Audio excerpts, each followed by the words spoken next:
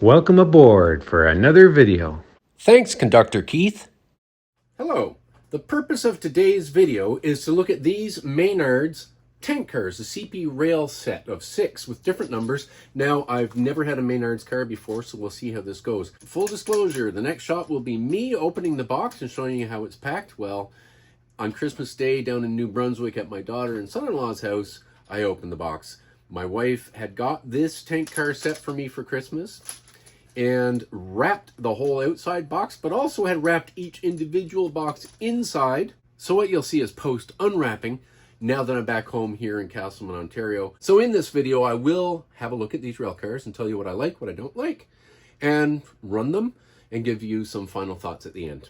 Given this is my first experience with Menards, I thought, okay, they're shipping into Canada. Given this is a tank car set of 6 identical tank cars, but with different numbers, this is well packed. So we have 6 rail cars in here, and they're all just, this box is a perfect fit for them. So each box has the description on there. Description is CP Rail Modern Tank Car. Okay. Now we're just going to put it here on the railway, open it up, see what we got inside. Well, that looks like a tank car. So there's tape all around it. So I probably will just skip through this part and not irritate you with having to cut all the tape. So I've opened it, and this is what we have. That is a crisp paint job. So here it's got 1993, the UN code 1993, which is flammable liquid not otherwise specified, which includes things like diesel and some other flammable materials that are not like gasoline, incredibly explosive. Diesel is still a dangerous good. So these rail cars, of course, can catch fire in an accident full of diesel. They're actually more dangerous when they're empty. And empty, they're called residue cars. So they're dangerous goods cars when they are full. When they are empty, there's still fumes inside, and they are called residue cars. Residue cars, in many cases, are more dangerous because in an accident, the gas that's left behind is what's going to explode, okay? So we're going to say this is diesel. I fully believe this is a fantasy paint job, although a very good one. This is very convincing. On the Menards website, there are sets of tank cars and other kinds of cars, but, modern tank cars like this in railway schemes for railways, fallen flags that fell long before the modern tank cars. So they're clearly fantasy. I believe this is fantasy as well. However, very plausible fantasy. I don't think CP Rail had rail cars painted exactly like this. On the Menards website, there are, of course, the leasing company all black tank cars, and they look, they're quite accurate to the real thing. I have lots and lots of books all through the house, and many of these are railway books, particularly on this shelf. Now, I have been studying Canadian railways my whole life, and I don't recall a CP Rail paint scheme like that exactly on tank cars. I could be wrong. I would love for somebody to point that out in the comments if I am wrong. Given this is my first Menards car, how does it stack up? Okay, well, rolls easily enough. Nice. It's got metal wheels, plastic trucks. These are kind of bargain cars anyway. I mean, they're not very expensive, but that's metal. This is, I think that's metal. Metal and metal. I mean, for the price, you're not going to get a heavy metal car with sprung trucks and all that. But really, these are very serviceable. They certainly stack up extremely well, from what I can tell, against my MPC era Lionel that I really love. Car's a bit light, but not over light. I have MPC era cars that are much lighter that I add lead weight to. This, I could hide some lead weight up in there, I suppose, a little bit, but I'm not sure I'm going to need to. I don't run extremely long trains. I don't have that much room. Really nice crisp paint job. You know what? Looking at this rail car, and what you can't see is me smiling. It just brought a big smile to my face when I opened the box and looked at it. All the information on the rail car is nice and crisp. You can read it all. That placard looks great. Tiny little thing there. It certainly looks the part.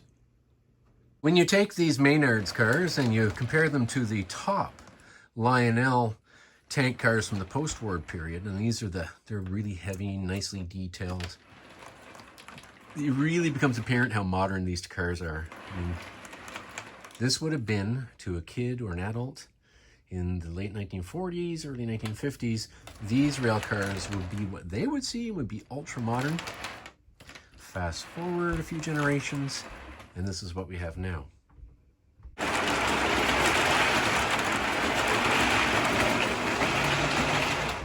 Oh dear.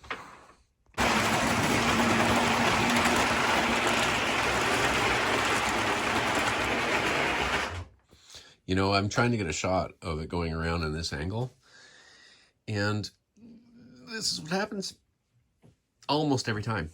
One of them will uncouple. So unlike modern smooth track, like fast track and whatnot, this is old O27 tight radius curves. A lot of the track's bent, it's been stepped on, it's damaged. So it's like the best of the branch line track. It's not even, the train goes tuka tuka tuka tuka.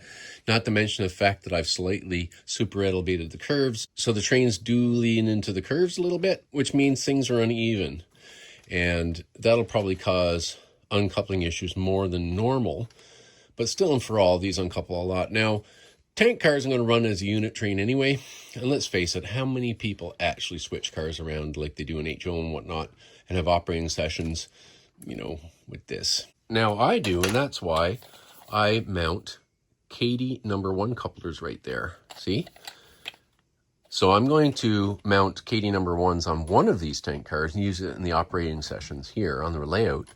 But the rest, you know, are just going to run as a unit. So am I disappointed that they uncouple more than average? A little bit, given that most people don't, you know, use the couplers anyway. They just run their trains. Banding this is not, to me, a big deal at all. So I usually use these zip ties. I normally use the little teeny tiny black ones. You don't notice them. I'm almost out. So for today, there'll be some blue and green on there, but I'll change that later. And voila, banded. Not going to open.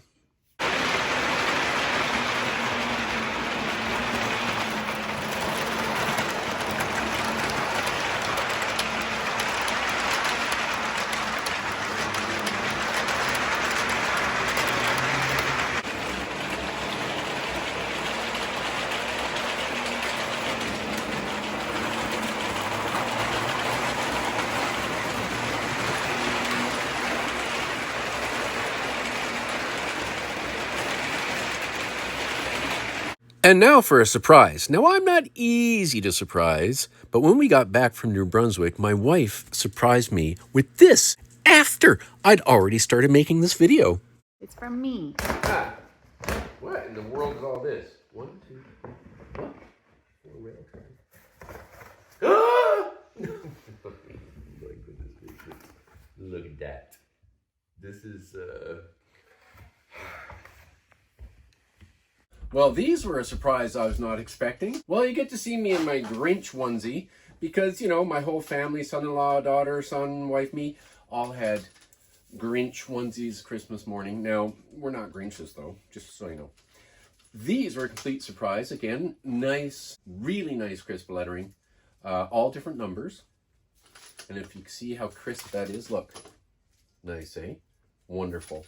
Now, these have the UN code 1993 as well, so that is also flammable liquid, not otherwise specified, so it could be cleaning compounds that burn or whatever, but we're going to say these are as well diesel. These cars are easily dated because we have the car track system, what they called the car track system, and that was implemented across North America in 1967 as a barcode to track cars, but abandoned in 1977. Now, that doesn't mean that this car can't be run after 1977, because I still occasionally see rail cars with these on them. Now, they were abandoned for so-called technical reasons. Well, I think the biggest technical reason is dirt. They were an optical sensor. Think about that. I have preemptively banded these rail cars.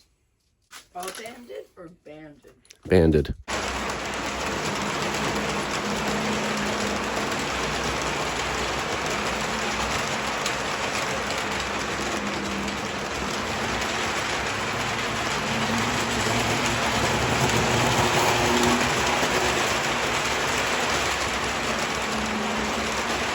Modern tank cars definitely deserve a modern locomotive, and here is my modified Rail King, MTH Rail King locomotive that I added those ditch lights to. And of course we have the obligatory, legally required spacer car in between the dangerous goods or residue cars and the locomotive where the crew are.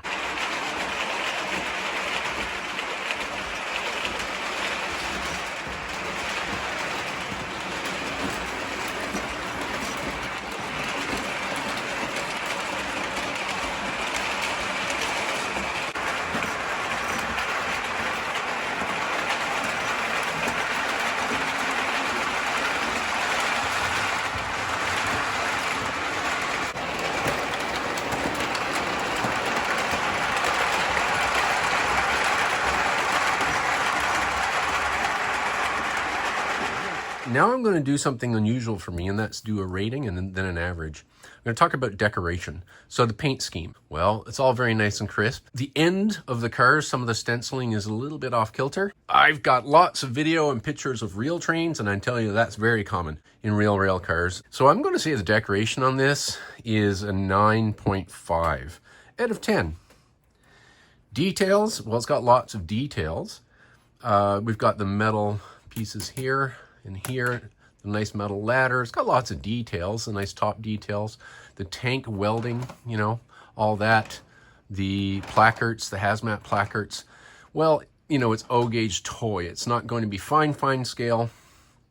I'll give the details. For this, for O-gauge, 8.5. If it was meant to be a scale, 2-rail scale thing from Atlas, it would probably be a 6. Trucks, they're not metal. That's not the end of the world. They roll freely, though. The wheels are metal. They roll very freely. They're not sprung. So I'm going to give the trucks a 7. The couplers, oh dear, 4. But again, I replaced these couplers in my O-gauge with Kadee 1-gauge. So for me, this is not the end of the world. The value for the money. Oh, I think it's great value. What you get for the price, especially when you buy the 6-car set. The weight, it's not bad. It's middling. It's not as heavy as the higher quality Lionel or MTH stuff or Williams, you'll say, but it's certainly heavier than the cheaper Lionel, even modern Lionel, the MPC for sure, K-line, the cheaper K-line. So it's middle of the road. I'm going to give the weight 7.5. Construction. The construction is really good. Really good.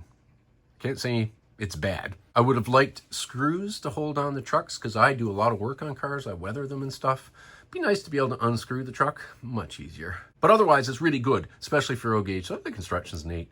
Now, I'm going to go back up to details because I forgot something.